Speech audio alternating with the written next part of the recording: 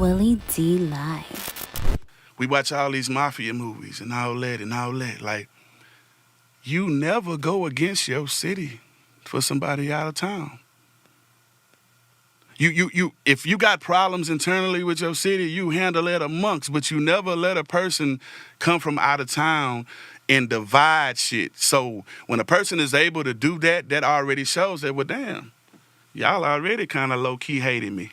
This was just a way for y'all to, you feel me, let y'all, you know, so I don't respect that, and it's a lot of fans that don't respect that. You never go against your city for somebody that ain't from there. You know what I'm saying? But even though that shit is squash and all that shit, I ain't tripping on that shit no more. But you don't do that.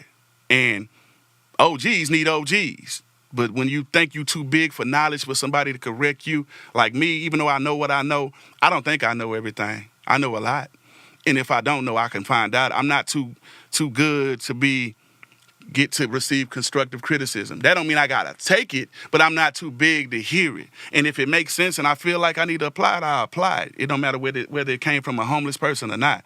So I'm just built different, bro. Like, sometimes being a nice guy all the time and people seeing the media training, you know, taking the high road, sometimes that shit can be a gift and a curse. But, you know, in the comments, like 98% of the people are saying, like, his story changed and from the other interview he did and outlet. And I just feel like if you genuinely actually loved me, you would have got them numbers and showed me the numbers, and I was going to give you a deal, out. I was going to keep it out of courts. Like, I was literally going to be like, hey, all right, we worked something out. Boom, boom, boom. Make it feasible to where you can still survive if you're solely depending on the money that came from my shit, because he said that's how he been surviving. I was going to make it tailor-make the payment plan so it don't take him under. Then all the other money that's out there, the millions that these big companies owe us that she go find, now that me and him have an agreement, now look, let's bust this down. This is your part as a CEO. So this all is something he wanted to do, bro.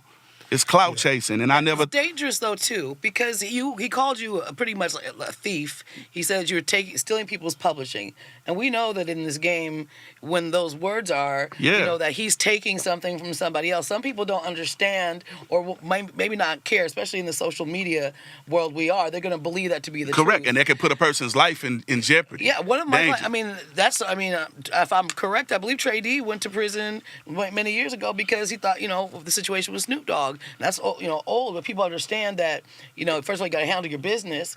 But Flip is an artist who's been handling his business, and as he fixes his stuff, it works for other people, because when I call him and like old catalog stuff comes, he gives me the splits, and he actually remembers. You know what I'm saying? If not goes, and he's never said 100% if somebody else is on there. Bro, yes. He always says, who, I'm surprised, how do you remember because all this I know stuff? what I did. Like, if I did a song with somebody and I know I wrote the hook and I did a verse, I'm fair with that shit. I'm like, all right, he did this. Like, I'm not on there. Most people who sold multi-platinum records, Willie, you know this, if they do a feature with somebody and you can't afford to pay them like the $30K or the $40K, well, I want a bigger chunk of the writers. I want 40%. I want 90%. You know what I'm saying? People do that type of stuff. Like, man, look, get what you contributed. If your ass didn't write nothing, then you don't need to get none of the writers. Let me check out your split philosophy. Let's say you wrote I was going to do splits or something. Let's say you wrote the hook. Oh, I love his yeah, come on. He has an awesome split philosophy. Come on. And somebody else wrote the verses. You wrote the hook, they wrote the verses. What's the split? It's 25-25. The producer get 50. That boy gonna gang. That boy on gang. That's what I would do. Because the hook is The hook is the most important part of the song. I don't care how many verses That's you half. have. Yeah, the hook is That half. hook In is my half mind, the song. Yeah, absolutely. I gotta shake your hand on that, black man. The hook is half the song. The hook is half the song. So the hook is very important. But sometimes he's even gracious on that. Yeah, sometimes I depending on who it is and what. Sometimes I give him a little bit more. Gracious on that because he's so good. You know, he got some thousands of songs. Bro, I don't love money, Willie. That was the whole reason me to sit down with him and tell him, like, bro, listen, man, we made history. We did some shit. You ain't do everything right. I ain't do everything right, but I did 99% of the shit right because I come from a family of people. My grandmother, my daddy, they was working for their money, man. I am a hustler. I would sell myself. Like, Like people fuck with my personality. When people fuck with me, they end up wanting to do more business. It's a revolving door with me. I know the gift that I got. So I really was genuinely sitting down with him to let him know, like, I'm not a little kid. I'm not a teenager. You can't play with me like I'm a little kid. Talk to me and respect me like a man. Let's come up to an agreement and let's move around. But you don't even want to show me the number, so how can I trust you? And we was partners on this. I get if I was asking you to show me numbers on a business you started on your own, I ain't had nothing to do with. I get it if I was asking you to show me the numbers from Sucker Free Entertainment. You had that before you met me.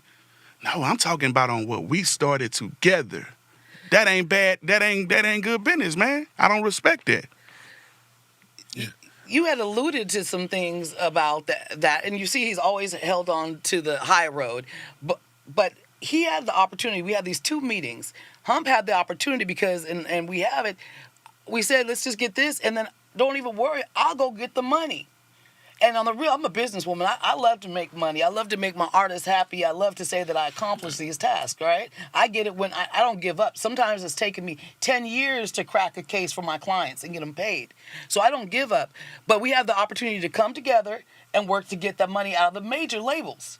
So we're not even asking him, but instead of him showing his hand, you know, for whatever reasons, he came on here and tried to discredit Flip's character.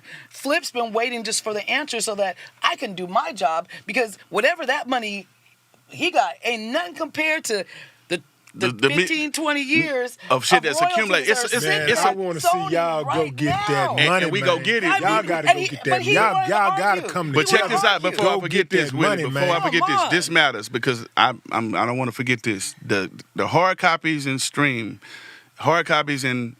deals. Just keep remembering them 2 topics. Let's start with the hard copies. Like I said, for him to get on here like, man, you taking from the legends. He's still selling hard copies of the Leprechaun and HSC and mixtapes. I've sent some of my people to go buy some just to see if it was real. So we already got proof on that.